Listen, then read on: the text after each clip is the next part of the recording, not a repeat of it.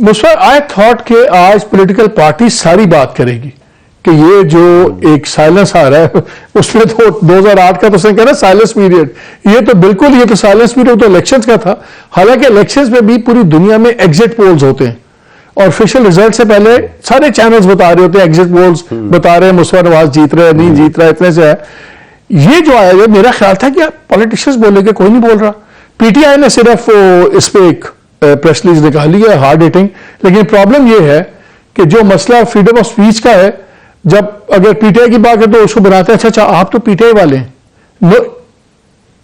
Stand alone एक issue पे कोई बात नहीं करता। मालिक भाई, इसमें आपने जो अभी ऑर्डर दिखाया है, मैंने इस ऑर्डर को पढ़ा भी है। मेरे ख्याल से कैटेगोरिकली मैं ये कहना चाहता हूं कि ये order without any lawful authority issue किया गया है और वायलेटिव है आर्टिकल जो कॉन्स्टिट्यूशन में हमारे फ्रीडम ऑफ एक्सप्रेशन के मुताबिक बड़ा क्लियरली वायलेटिव है। इसके अंदर उन्होंने दो चीजों को कहा है कि आप इलेक्टोरल प्रोसेस के ऊपर भी बात नहीं कर सकते और कॉन्डक्ट ऑफ इलेक्शंस के ऊपर भी। अब मुझे यह बताइए कि पाकिस्तान की तारीख को आप पाकिस्तान से जुदा तो नहीं कर सकते।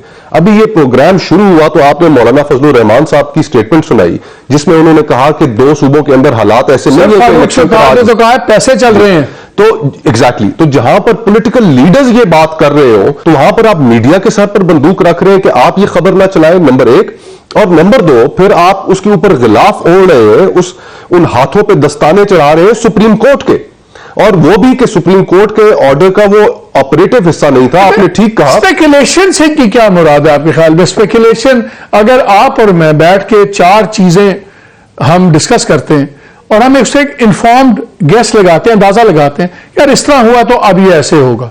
जैसे अब लोग कह रहे हैं कि मियां साहब आगे, लेकिन तारीख को देखें तो मियां साहब चल नहीं पाएंगे। वो अब आप इसको स्पेकुलेशन कह सकते हैं, मैं उसको एनालिसिस कहता हूं। अब इन्होंने कहा ensure that no speculation, discussion, comment with reference to electoral process or conduct of general election is aired। ये क्या है? तो मालिक भाई, अच्छा फिर इलेक्शंस के बारे में बात करेंगे तो करेंगे क्या? द कॉन्स्टिट्यूशन आइन बड़ा क्लियरली कहता है कि 90 रोज के अंदर इलेक्शन होंगे, राइट, पीरियड। तो 90 रोज के अंदर इलेक्शन होने, और ये पाकिस्तान में कभी वायलेट नहीं हुआ था जब तक डिक्टेटर्स ने इसको वायलेट नहीं किया। ये पिछले 1.5 सालों में तो हमने इसकी वायलेशन देख ली होते हुए। पंजाब में इलेक्शन नहीं हुआ, खैबर पख्तूनख्वा में इलेक्शन नहीं हुआ, जो आपका फेडरल इलेक्शन है, कौमी इलेक्शन है, उस कौमी इलेक्शन को तमाम पॉलिटिकल पार्टीज ने मर्दमशुमारी के अंदर एक मुजरिमाना रोल प्ले करके डिले किया। तो आप जब ये clear cut constitutional provisions violate हो चुकी है तो स्पेकुलेशन कौन सी यहां पर रहेगी?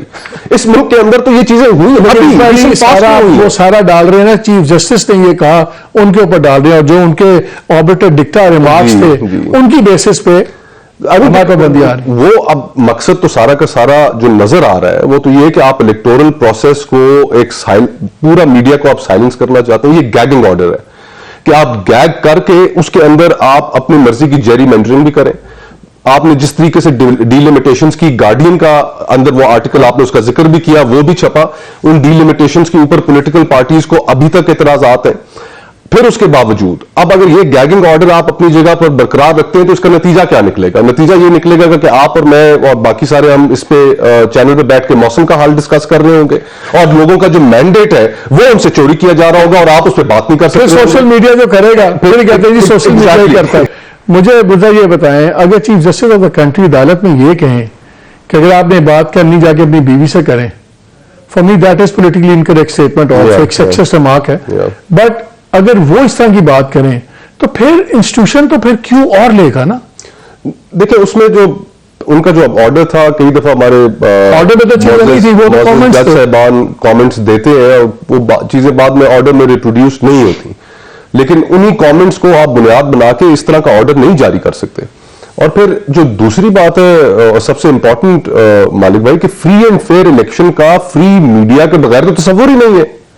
यानी कि पाकिस्तान जैसी तारीख 76 सालों में जो कुछ यहां पर हमने डेमोक्रेटिक प्रोसेस के साथ किया, जो इलेक्टोरल प्रोसेस के साथ किया, और जो अभी इलेक्टोरल प्रोसेस के साथ हो रहा है बबांगे दोहल, मैं ये कहता हूं और बहुत से लोग ये कह रहे हैं कि पूरा का पूरा सिस्टम मुस्लिम लीग नून को हुकूमत में लाने के लिए उस जानिब वो चल रहा है। अब उस सूरत हाल में आप अगर मुझे या किसी और पॉलिटिकल लीडर को जो अंडरडॉग्स हैं जो उस निजाम में नहीं फिट इन हो रहे, वो कहना चाह रहे हैं कि नहीं ये ज्यादती हो रही है, आप लोगों के हकूक, लोगों की आवाज आपने मेरा अगला क्वेश्चन प्रीएम्प्ट किया, मैं आपसे यही पूछने लगा था। तो फिर मैं अभी तो पॉलिटिकल पार्टीज बड़ी खुश होंगी कि उनका ख्याल है कि शायद पीटीआई को इसका नुकसान होगा, हमें फायदा होगा, लेकिन ड्यूरिंग द कोर्स जब पीपल्स पार्टी को रगड़ा पड़ेगा, जब एएनपी को पड़ेगा, आप जैसे इंडिपेंडेंट कैंडिडेट्स को पड़ेगा, और तब अगर हम आपकी वो बातें नहीं कर सकते और हम वो नहीं कह सकते कि जी इलेक्शन कमीशन यहां ये कर रहा है, गलत कर रहा है, सही कर रहा है, तो फिर फ्री एंड फेयर इलेक्शन तो होंगे ही नहीं। तो फ्री एंड फेयर इलेक्शन क्यों नहीं बोल रहे थे सारे अभी? फ्री एंड फेयर इलेक्शन अभी तो सब इस वक्त लगे हुए। कल की एक मीटिंग हुई मौलाना फजलुर रहमान साहब की मियां नवाज शरीफ साहब से, उसके बाद खबर ये बाहर आई और स्पेकुलेशन फिर एक शुरू हुई कि जी सदारती ओहदा जो है उसके लिए मौलाना फजलुर रहमान साहब उम्मीदवार होंगे। अरे भाई, इलेक्शंस इस मुल्क के अंदर हुए नहीं और सब ओहदों की बंदर बांट में लगे कि कौन चीफ मिनिस्टर। स्पेकुलेशन नहीं करनी, कानून ने कहा आपने स्पेकुलेशन। मैं सियासतदान हूं, मैं करूंगा स्पेकुलेशन की, आप मुझे दे नोटिस। बात यह है कि मेरे जेन्युइन कंसर्न्स हैं। जेन्युइन कंसर्न्स इसलिए है कि इस वक्त पूरा का पूरा electoral process seriously credibility lack कर रहा है। लोग आपस में बैठ के ओहदे बांट रहे हैं, लोगों से प्रेस कॉन्फ्रेंसेस कराई जा रही हैं, अपनी फ्रीडम के साथ लोग पॉलिटिक्स नहीं कर पा रहे। तो फिर आप मुझे ये उसके ऊपर ये ऑर्डर दे रहे हैं कि जी कि आप बैठकर ये गुफ्तगू भी ना करें। कमाल होगी, क्यों ना करें?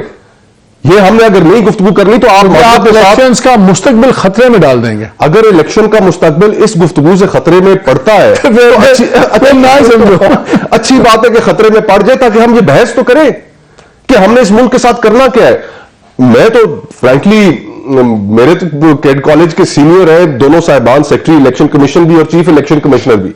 मैं तो ये तवक्को करता हूं कि बड़े ऑनरेबली और बड़े डिग्निफाइड तरीके से इस तरह के ऑर्डर निकाल के अपनी सैंक्टिटी को तो वो कायम नहीं कर सकते।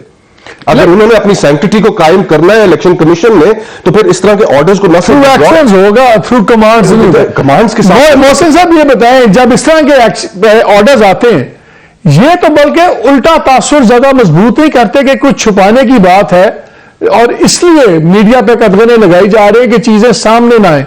ये तो पहले दिन से ये तो उल्टा इसका असर होगा। दूसरा, मेन स्ट्रीम मीडिया कुछ रूल्स एंड रेगुलेशंस के ताबे है, जहां पे हमें बैलेंस भी करना पड़ता है, हमें फैक्ट चेकिंग भी करनी पड़ती है। सोशल मीडिया तो वाइल्ड वेस्ट है। जब आप डिबेट को बंद कर देंगे मेन स्ट्रीम मीडिया पे और फेंक देंगे सारा कुछ वाइल्ड वेस्ट पे, फिर जब पगड़ी उछलेंगी और बेतुकी बातें होंगी, वो कौन संभालेगा?